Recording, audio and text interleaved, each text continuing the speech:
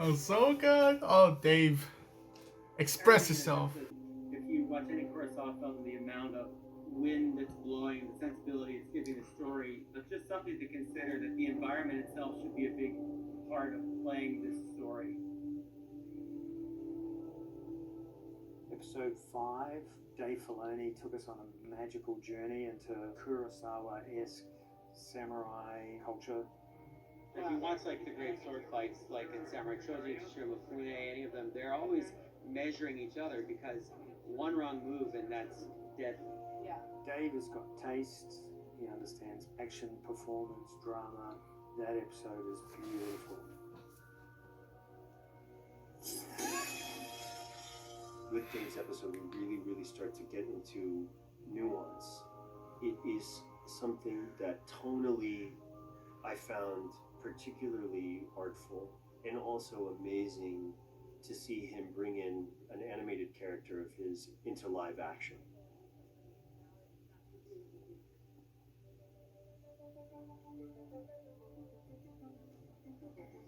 It was incredibly important to Dave Filoni in particular that the audience that has grown up with Ahsoka felt like that what we did in The Mandalorian was respecting what had come before.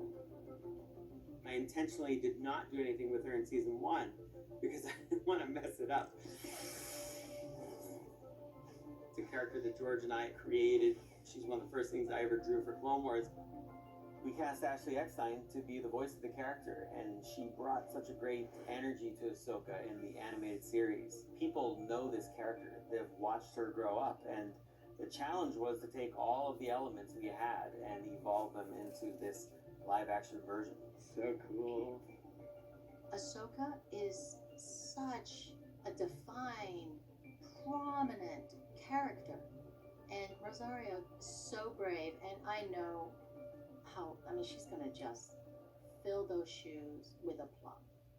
I think we just have the hood down for this scene and this moment, and she would have put it down off screen.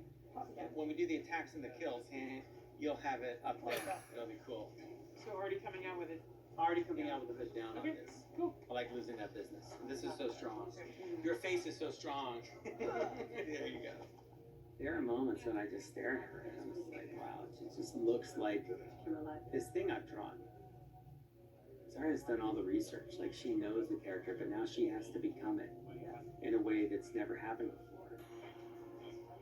It was tricky because it was walking that line of finding her look between being realistic and something that would satisfy the fans for the Clone Wars graphic image.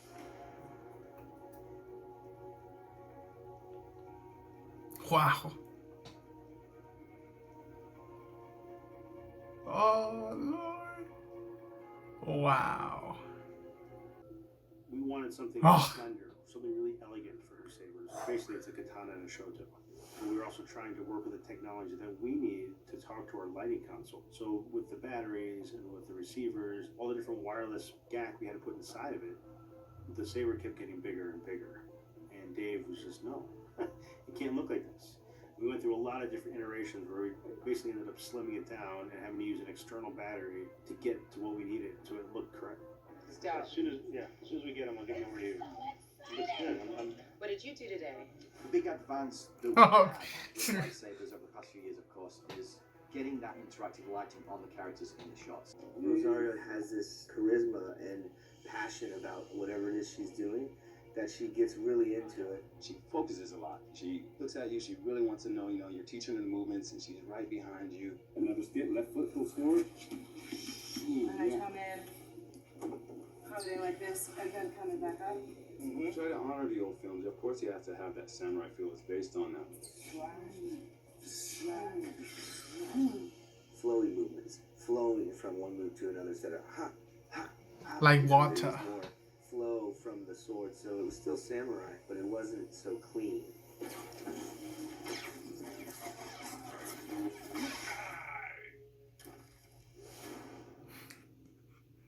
When he says, I prefer if you took him, have Grogu look up at Dad like, really? Okay. And then then she starts talking, and then have him look back to her. Okay. But just this little moment, like if my dad said, "I prefer you took him to it." They talked about it. Yeah, not like shocking. No, but just like, yeah, acknowledge you said it. Yeah. I don't like bringing characters in unless there's a real value to it. So when I wrote the episode with her in it this year, it really was about how can we learn this child's name, who would know these things. Grogu and I can feel each other's thoughts. What's fascinating with her is she's the first character that we've met that really actually knew Yoda. So for her, it's bringing back all these memories and things that aren't unlike what the viewer experienced as well when they saw the child for the first time. I learned so much making that episode, and I hope to bring that to future episodes. Never stop learning. That's the way of the Jedi. Never stop learning. Oh, You want to hold it? You want to hold the baby? el maestro. This is it. Hold on a second. Oh my God.